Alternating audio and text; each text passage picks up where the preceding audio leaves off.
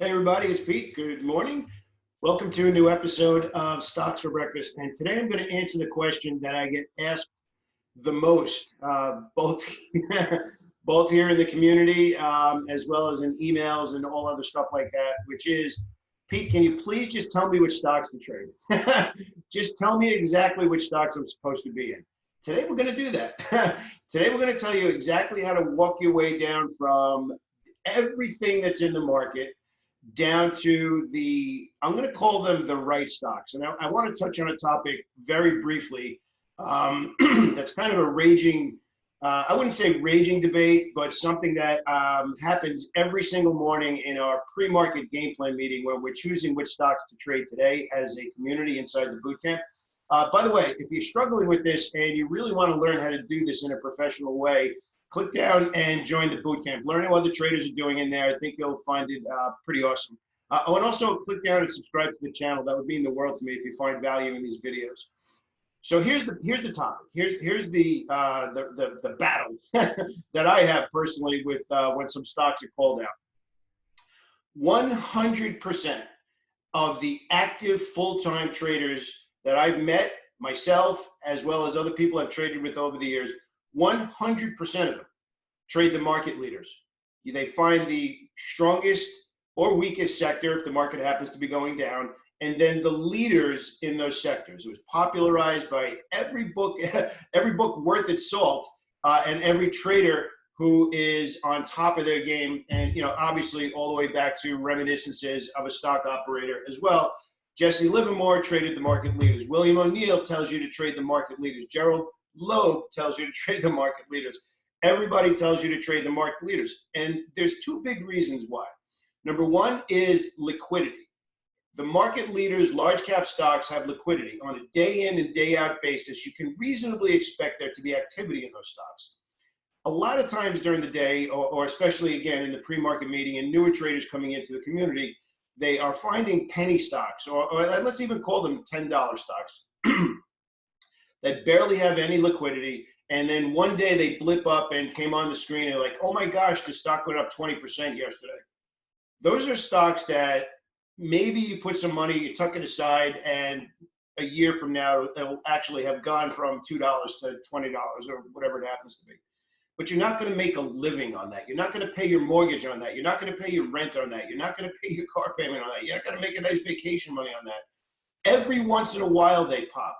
We're not looking to make money every once in a while. We're looking to make money now, every single day, every single week, every single month, depending on your time frame within it, whether you're a day trader, a swing trader, a position trader. We're looking to find stocks that have interest from the smart money on a regular basis. Then the next step, the next part of that is we want to trade stocks that have an average amount of volatility, a reliable, a predictable amount of volatility. And volatility in this case means that it moves enough on a regular basis to pay you. That's the big thing. Some traders trade stocks with too low volatility. It doesn't have enough price movement, and they feel like they're managing their downside because stocks won't move against them that much. But you're also limiting your upside. So there's a balance between moving too fast for what you should be doing based on your experience, your risk tolerance, your capital, your skill level.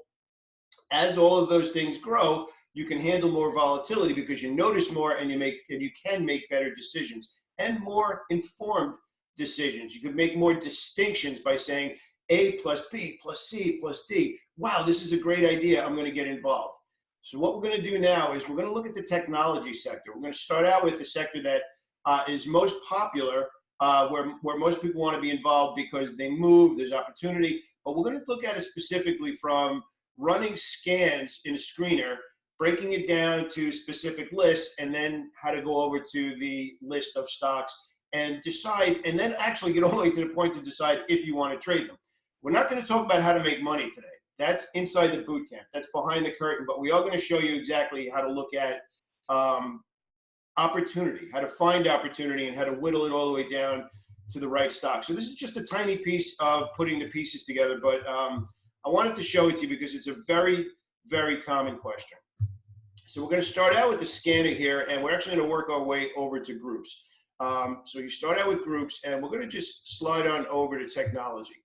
and we're going to go to performance. So you can see just in the technology sector alone, there's 603 stocks that meet this criteria, but we're going to actually filter it down a little bit more. We want to go to large cap stocks because, again, sticking with the market leaders, and we just eliminated almost 500 stocks. So now we want to go to what we just said, which was volatility, and volatility in the sense that we're watching it is average true range. So I set it at a minimum of $1.50. So that means an average from low to high is $1.50. So that means I have consistent price action where I can make money.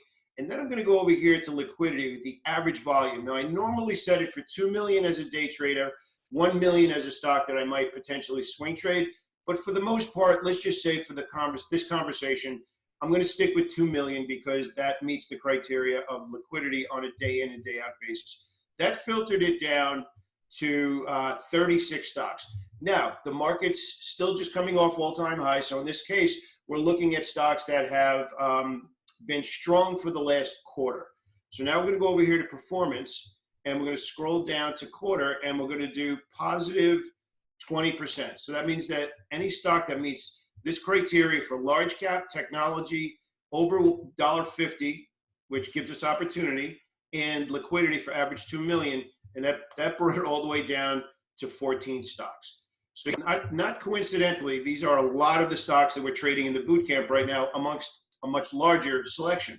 So we're going to actually sort this by performance by the quarter, and now you have a breakdown of quite a bit of information here now. So I will take this even further, and I'm going to break this down by the sector. Obviously, we know the industry, if I want to take this a little bit deeper. So let's say, for argument's sake, it's sorted by the quarter. We're noticing now software infrastructure seems to be at the top of that list. So we might even break that down a little bit further. So now it's telling us which stocks were strong this week so far, which in this scanner means the last 5 days, not the last 5 calendar days, 5 trading days. Then the last month, and you start to put the pieces together. You start to see what the average true range is. So now, this is a big problem for a lot of traders.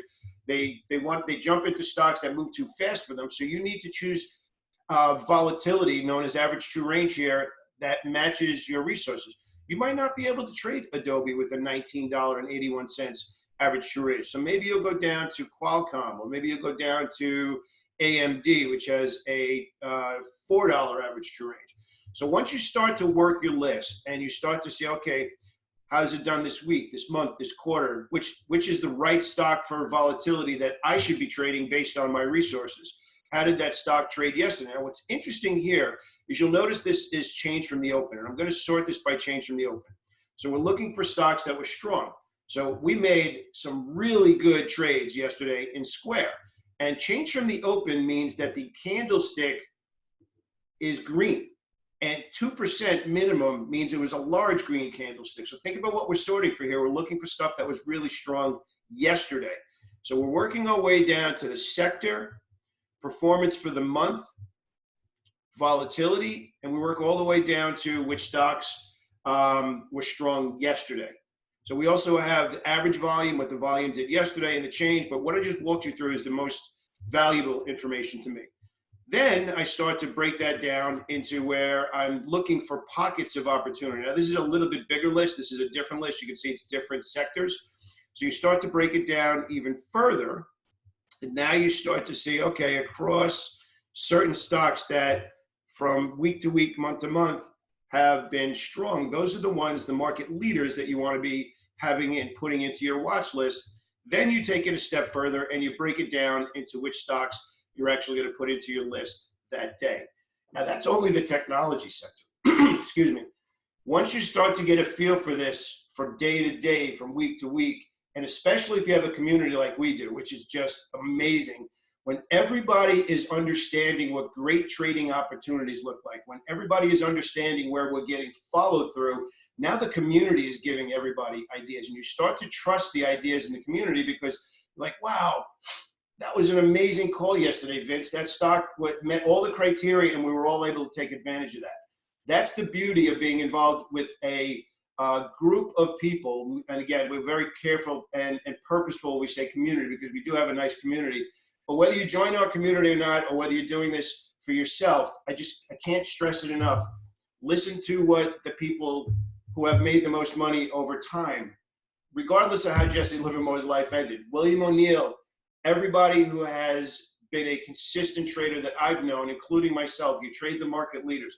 You find the strongest sectors. You find the strongest industries. Then you whittle it down even further into which stocks meet that minimum criteria of average volume, average volatility, and how have those stocks traded over the last quarter, the last month, and the last 5 days.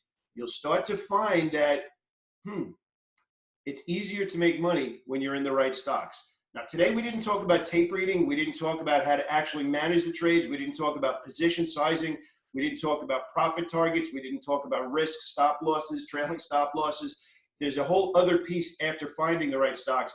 But once you start to find the right stocks, you'll find that trading becomes easier. And I say easier because there's compliance. I need to make sure I say easier. It becomes easier because you're choosing the right stocks that meet criteria where we can reasonably expect follow through. But even if you do that, and I'm sure you've experienced this, you still need to understand how to make money. There's a difference between finding the right stock and actually making money in that stock. And that's kind of what we specialize in the boot camp. So hope this did a good job of walking you through the process of how professional traders start out finding ideas to get all the way to the point where they're in your watch list. And then the next step is actually learning how to make money. So I hope this helped. If you find this video helpful, definitely click down and subscribe. If you want to learn how to do this with me, where we trade together for 30 days, definitely click down and learn about the boot camp too. Have a great day, everybody.